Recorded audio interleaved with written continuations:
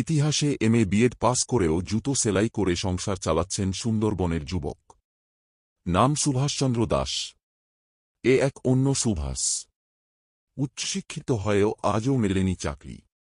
সেজন্য জুতো সেলাই করে সংসার চালানো এ এক শিক্ষিত যুবকের সংগ্রামের কাহিনী। তবে তার জুতো সেলাই আজকের থেকেই নয়। পড়াশোনার খরচ চালাতে একসময় কলেজে যাওয়ার সময় ট্রেনে জুতা সেলাই থেকে জুতো পালিশ করতেন। দিনের পরিবর্তন হলেও সুভাষের ভাগ্য পরিবর্তন হয়নি। এখনও রাস্তার পাশে বসে জুতো পালিশ করেন এমএ বিএড পাস করা সুভাষচন্দ্র দাস।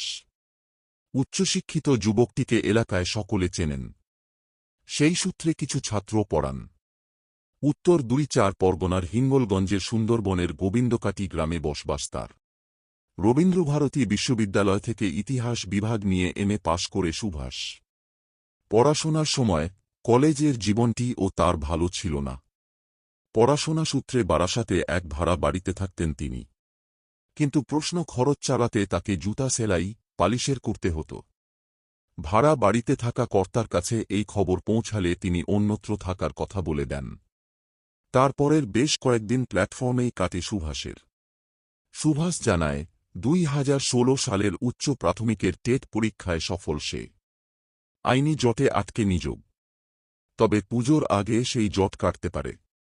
এবার কি তবে সুদিন ফিরবে, সেই অপেক্ষায় সুভাষ। বিএ পাস করেছি।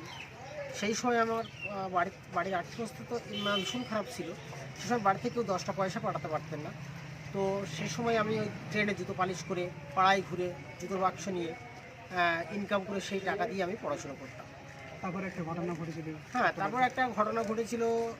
আমি যে ঋষি সম্প্রদায়ের ছেলে এবং এই কাজ করে খাই, এই জিনিসটা আমি যে বাড়িতে থাকতাম সেই বাড়িওয়ালা কিন্তু জানতেন না।